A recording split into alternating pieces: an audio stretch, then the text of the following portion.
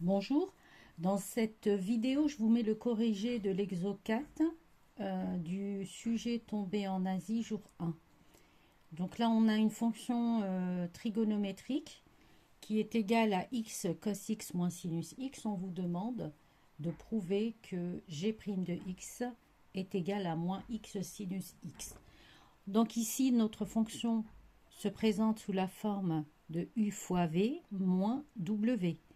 Donc sa dérivée, g' de x, sera égale à u' v plus v' u moins w'.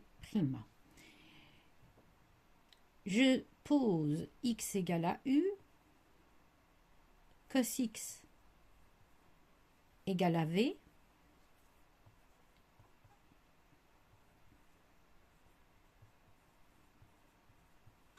la dérivée de x égale à 1, la dérivée du cosinus, donc c'est moins sinus x. Et la dérivée w, donc la dérivée du sinus x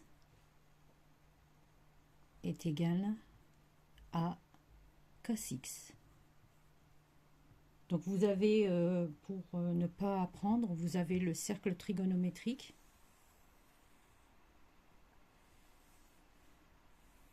Vous mettez ici cosinus x, sinus x, moins sinus x et moins cos x. Et vous retenez que le sens de la dérivée, si vous voulez dériver, vous allez dans ce sens. Là, c'est le sens de la dérivée. Donc la dérivée de sinus, c'est cos, la dérivée du cosinus moins sinus, la dérivée du moins sinus moins cos, etc. Par contre, si vous voulez primitiver, c'est dans le sens inverse. Donc la primitive de cos, c'est sinus, la primitive de sinus, c'est moins cos, etc. Donc c'est une façon de retenir les dérivées et les primitives des fonctions trigonométriques. On a tendance à les oublier, donc une très belle façon de les retenir. Donc là, je calcule g' de x.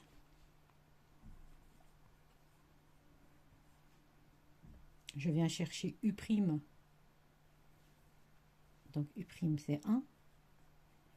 Cos x plus, je viens chercher v'. Donc c'est moins sinus x fois x moins cos x.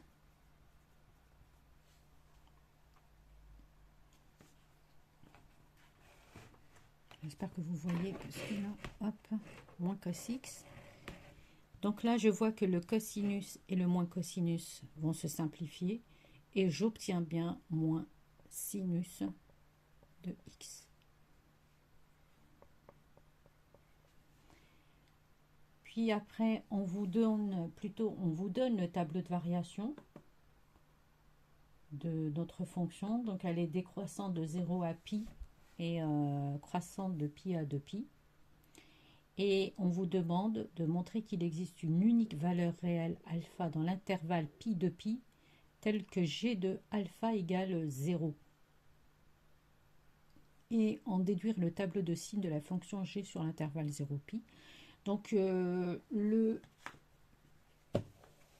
théorème des valeurs intermédiaires va nous aider dans ça. Donc qu'est-ce qu'on dit? De pi à 2pi, dans l'intervalle pi de pi, on remarque notre... Donc je vais remettre le tableau ici. Donc je suis de pi à 2pi. J'ai fait une restriction. Donc là, hop, j'ai moins pi et j'ai 2pi. Donc je remarque que f de pi égale à moins pi, f de 2pi égale à 2pi. Donc on passe d'une valeur négative à une valeur positive. Donc forcément, notre fonction est passée par le 0, ici. Et on nous demande de démontrer qu'il existe cette valeur unique, f de alpha, telle que f de alpha égale à 0. Donc, selon le théorème des valeurs intermédiaires, Notre fonction est continue sur cet intervalle. Elle est croissante, continue et croissante.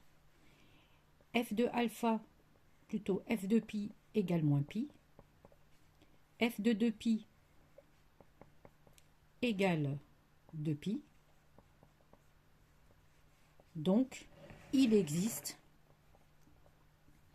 donc, selon le TVI, le théorème des valeurs intermédiaires, il existe une unique solution alpha qui appartient à pi de pi, tel que f de alpha égale 0. Plutôt g de alpha. On est habitué avec f de x, plutôt g.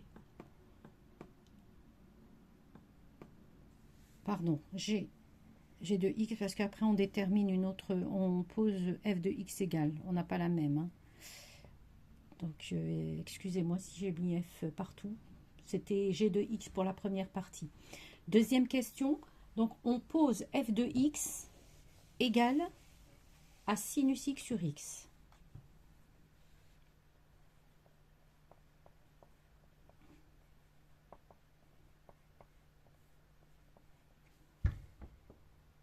On note f' sa dérivée et on vous demande de montrer que pour tout réel f' égale à g de x sur x au carré. Donc notre fonction se présente sous la forme u sur v et la dérivée f' de x sera égale à u'v moins v'u sur v carré. Donc je pose v égale à x et u égale à sinus de x, v' égale 1 et u' égale à cos x. Je calcule la dérivée.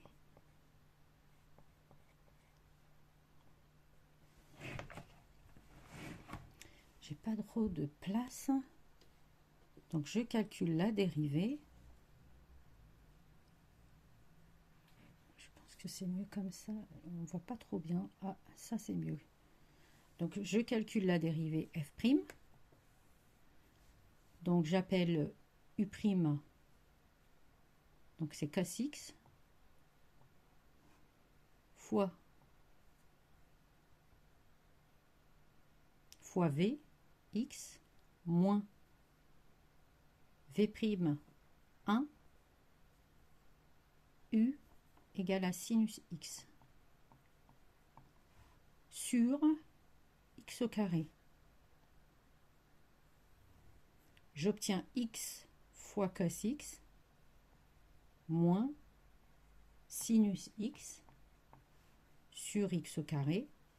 Et x cos x moins sinus x, il me semble dans la première question, que j'efface à chaque fois, et bon, je vais remettre le sujet que je n'ai pas imprimé. Alors, et là, j'ai bien x cosinus x moins sinus x, et c'est bien g de x sur x au carré. C'est des fonctions auxiliaires ici, hein, c'est un exercice. Les fonctions auxiliaires, on les a souvent dans des sujets de bac. Donc, et là, on étudie le signe de la fonction f', plutôt on vous demande d'étudier le signe de la fonction f'.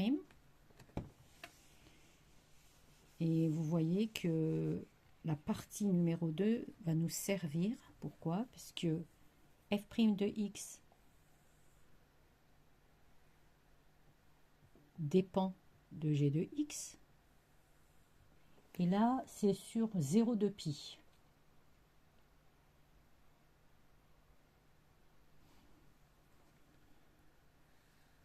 Et les variations de f de x. Donc, qu'est-ce qu'on avait ici pour la fonction de g de x? Je reprends rapidement g de x. Donc, g de x, c'était négatif de 0 à pi. et négatif de moins pi jusqu'à alpha. Donc, je reprends 0, pi, 2 pi, il me semble qu'il y a un alpha ici. Donc, f' de x dépend du signe de g de x. Donc, 0 de 0 à pi, négatif.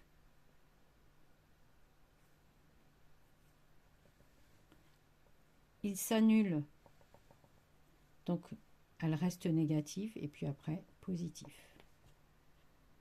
Donc de 0 à pi, g de x est négatif. De moins pi, plutôt de pi à alpha, elle reste négative, et elle prend le dessus, positif, de alpha à 2pi. Donc notre fonction va être décroissante, puis croissante. Je calcule f de 0. Là, elle n'était pas définie, donc on a, faites attention, on a une valeur interdite ici. D'accord? On a une valeur interdite. Je calcule, je peux juste calculer f de alpha, donc qui est égal à sinus alpha sur alpha. Donc on n'a pas de valeur, on a une valeur exacte, hein, sinus alpha sur alpha. De toute façon, alpha, on a juste un encadrement de notre valeur alpha. Et f de 2pi, donc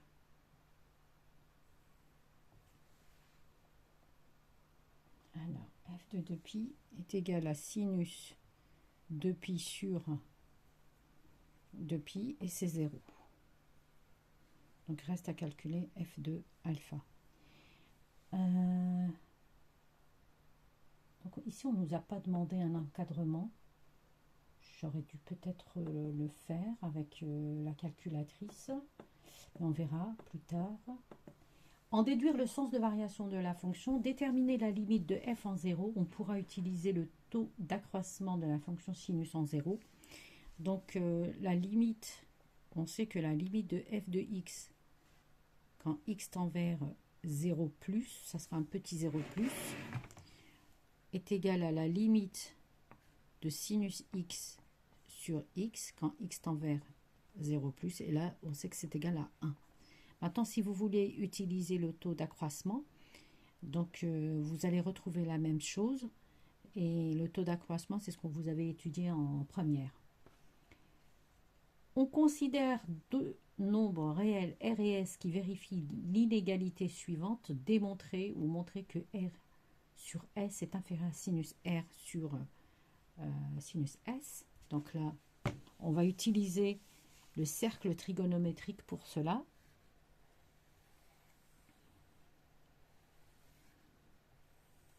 Soit un angle R et un angle S, tel que R, l'angle R, ici, est inférieur à l'angle S. Donc, R est inférieur à l'angle S est inférieur à pi. Donc ici. Donc on remarque bien que le sinus de tous les angles ici entre 0 et pi sont supérieurs à 0. Donc on remarque que si R est inférieur à S, ici par exemple, cet angle-là, eh bien son sinus reste inférieur au sinus sinus de R reste inférieur à sinus S, donc R inférieur à S, sinus R sera inférieur à sinus S, donc je peux diviser les deux membres, R sur sinus R inférieur à S sur sinus S. Donc là, je fais un petit produit en croix vu que c'est positif. Donc j'ai R sur S reste inférieur à sinus R sur sinus S. et le tour est joué. Voilà. Donc l'exercice, il me semble, est terminé. Je peux vous mettre le taux d'accroissement si vous voulez, un détail sur le taux d'accroissement. Là, il me reste ma vidéo et donc il me reste quelques minutes seulement. Moi, je pense que je vais vous le mettre dans une autre vidéo parce que mon portable affiche que j'atteins la taille maximale. Pourquoi, je ne sais pas du tout.